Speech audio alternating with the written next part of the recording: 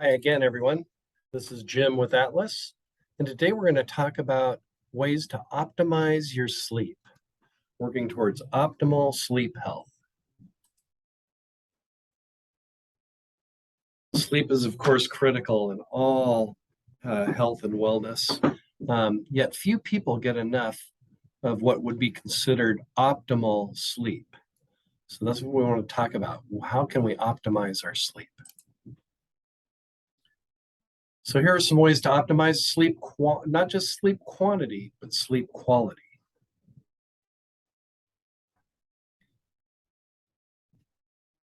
First thing you want to do is take stock of your general health. General overall health plays a big factor on how well you sleep. Um, so, being overweight or obese will negatively affect sleep, and generally being out of shape physically. Many medications that people may take can negatively affect sleep. Your general nutrition and hydration affect as well. Chronic pain is going to affect your sleep, and stress and anxiety as well. So take note of your general health, work towards improving general health overall.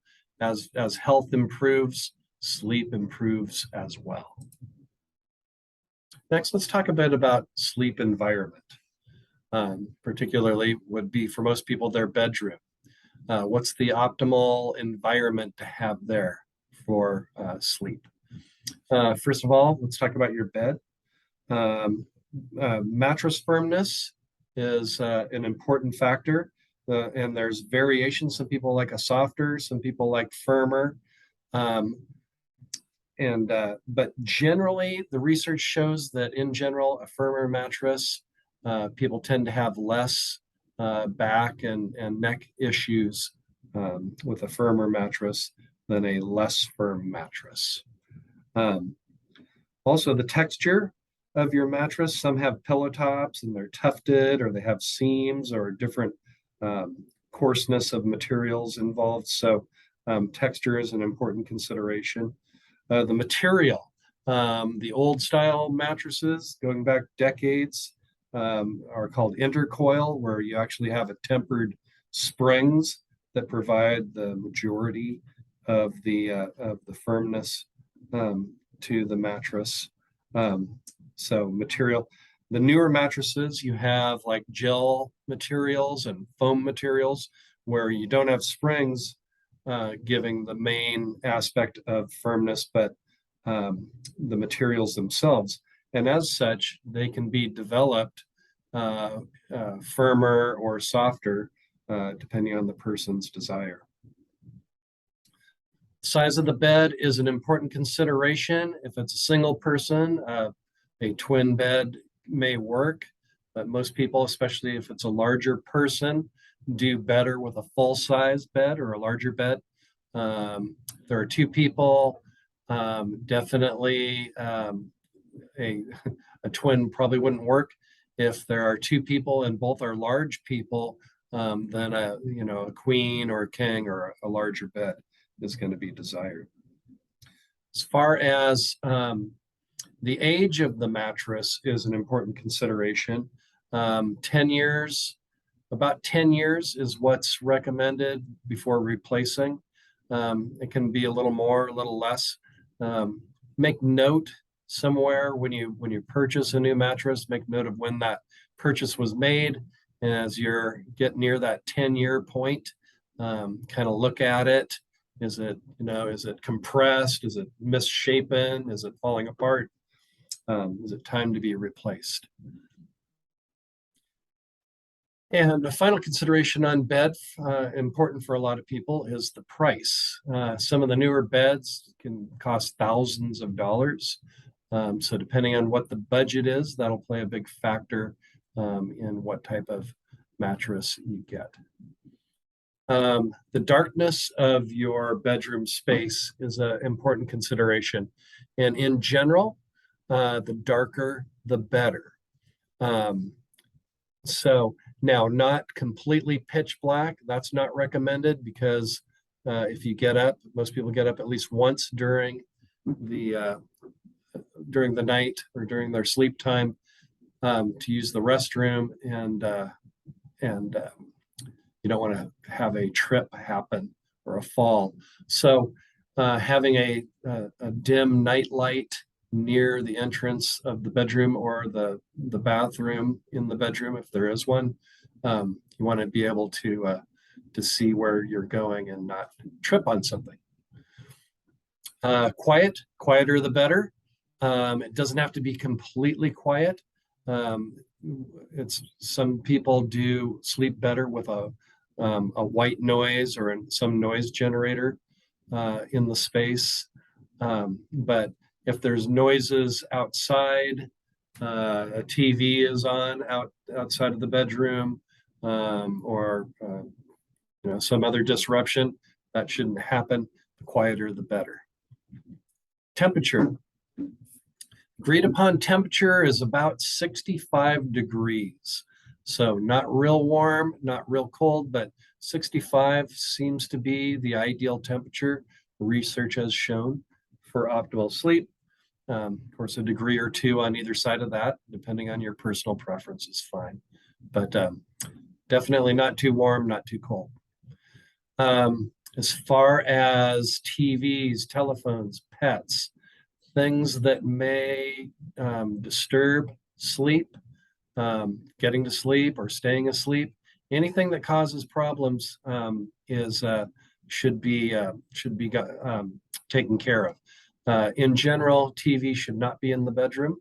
Some people, they've had it all their lives. It's a hard thing to change, but in general, too, the newer TVs, the blue light emitting from TVs, computers, telephones, disturb sleep cycles for real. So phones should be turned off, put out of the room, ideally during sleep time.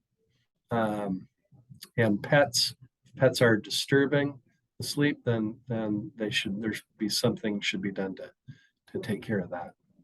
Talked about sound generation. You can get sound generators on like Amazon.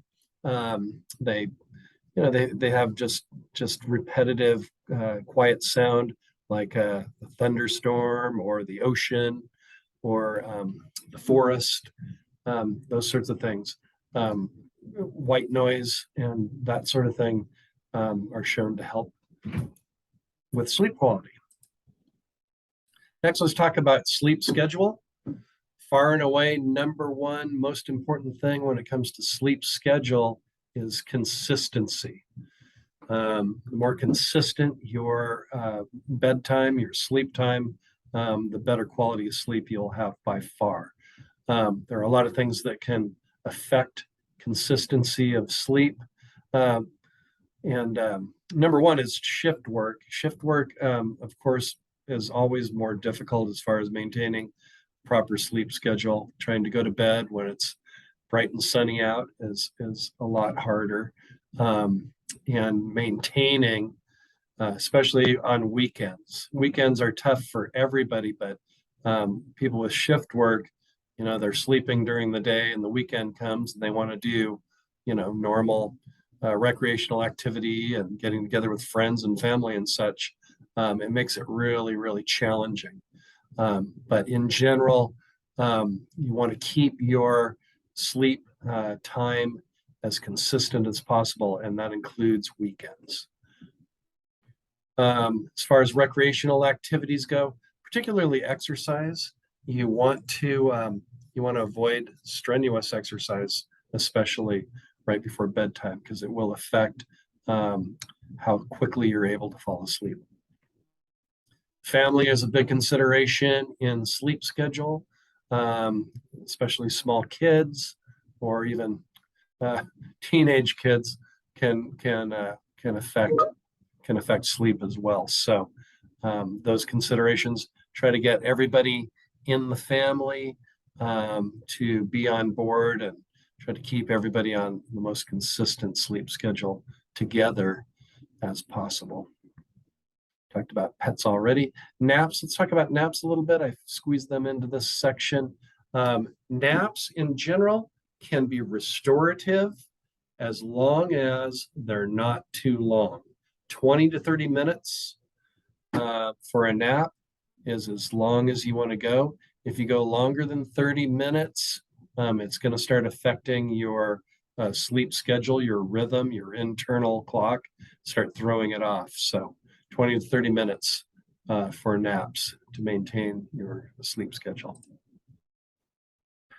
Let's talk a bit about nutrition. There are foods that disrupt sleep and there are foods that help with sleep. So let's start with some foods that disrupt sleep.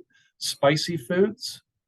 Spicy foods tend to generate more acid in the stomach, which can cause issues even if you're not aware of it.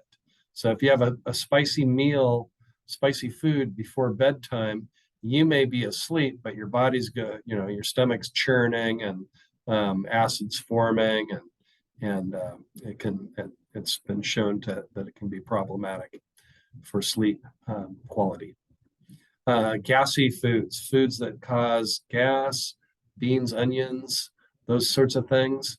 Again, you might not be aware of it, but if your stomach's churning and spinning while you're sleeping, it's going to affect especially the deeper levels of sleep.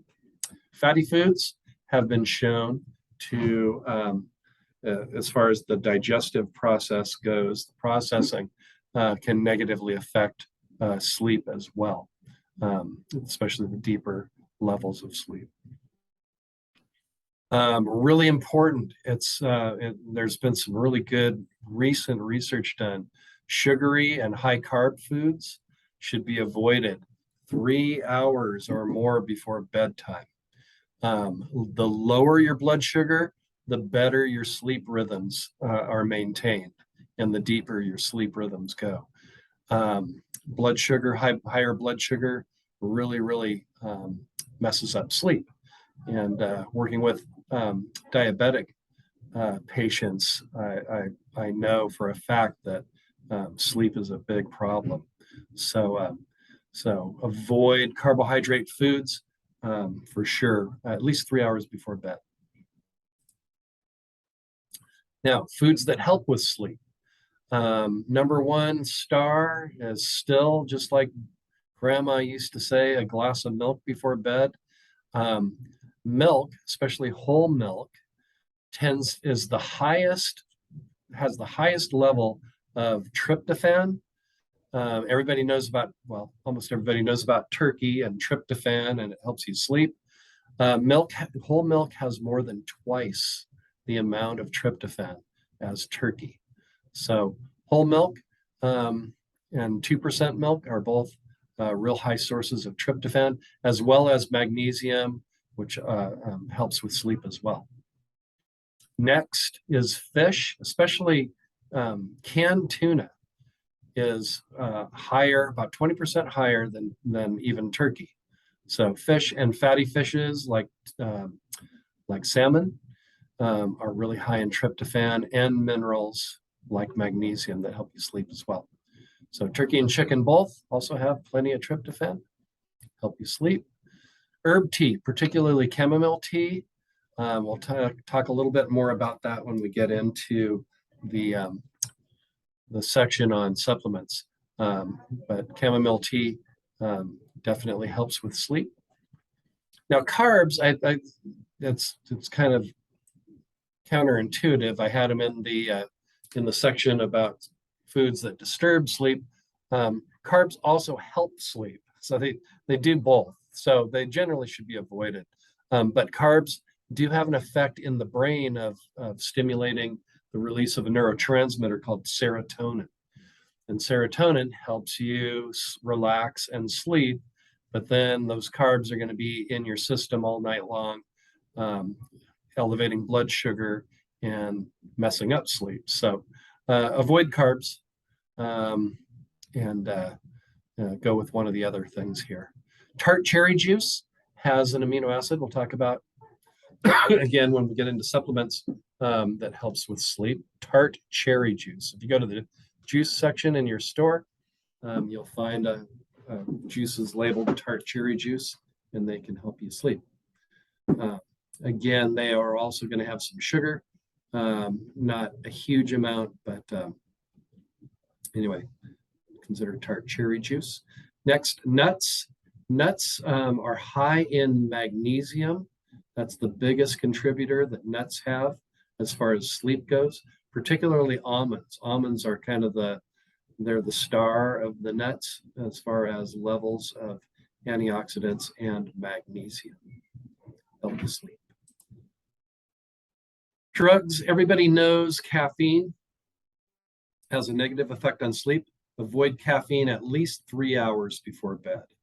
For the most part, caffeine earlier in the day, no later than early afternoon. If you have a day schedule, cut the caffeine off because it's the breakdown, the metabolism of caffeine. If it's too close to bedtime, it will negatively affect your sleep, your deeper levels of sleep. Alcohol, while can have a relaxing effect, it can make a person drowsy. It's a central nervous system depressant. But as it's metabolized after you fall asleep, if it's still in the system, it actually negatively affects deeper rhythms, deeper levels of sleep. So caffeine, a lot of times people who've had alcohol before bedtime, they don't feel rested even after 8 or more hours of sleep because it's really messed up their sleep rhythms.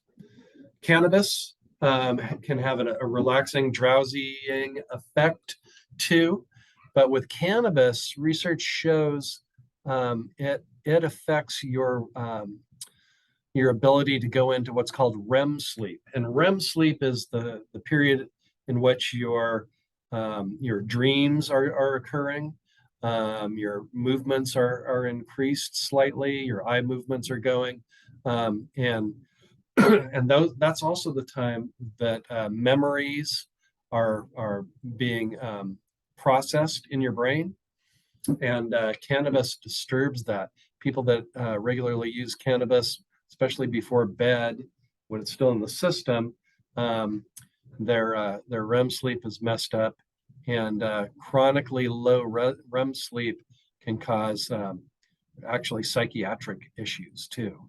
So anyway, avoid cannabis especially before bed.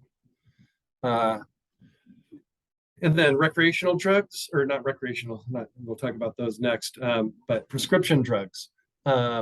Many prescription drugs negatively affect sleep. So read the label, the packaging on any prescription medications that you get, or feel free to talk to your doctor, or a lot of times the best source is the pharmacist. You know, what are the effects on sleep, and then you can talk to your doctor about if it's affecting your sleep, other things that you can do to counteract that. Street drugs in general are known to disrupt sleep. All kinds of street drugs, especially stimulating, like a cocaine is a super nervous system stimulant, and is going to mess up sleep. So avoid street drugs in general for just about every reason. Stress and anxiety, of course, negatively affect your sleep.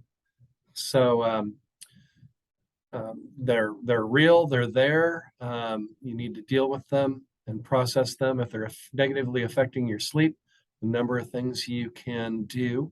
First line of defense I recommend is practicing deep breathing. Deep breathing techniques. Won't go into them here, but there are some previous videos available that talk about deep breathing, and you can also talk to your wellness specialist about deep breathing practices. Also, you can consider a meditation program, an actual meditation program. These can be done in person at like community centers and colleges, etc. Or you can find them also online. You can find meditation programs available online. There are audio programs that you can download. You can find out online as well, or you can purchase audio programs that focus on reducing stress and anxiety. And if none of that works and you really feel like your stress or anxiety are negatively affecting sleep, don't hesitate to consult with your doctor. Supplements. There are a number of supplements that can help with becoming drowsy and sleeping, and we'll talk about a few of them here. I like to also, when I talk about supplements, talk about the food, the available food sources of those supplements. That's always your first level when it comes to getting nutrients, is natural food forms. And definitely consult with your doctor or pharmacist before taking any supplements, especially if you're taking medications. There can be interactions there. So make sure the supplement is not going to interfere with anything like that. First of all, here, let's talk about vitamin B12, or what's called cobalamin. Vitamin B12, the best food source for B12 is seafood.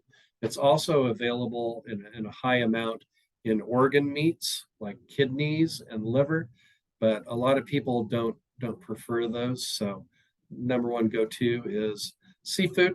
So if you're having trouble sleeping, try getting 3 or 4 seafood dinners. Have it at dinner. See if that helps you out. It's high in B12. Tryptophan, we talked about earlier. It's available of course, in milk, fish, poultry, and it's also, if you can't get that, you can have a supplemental form.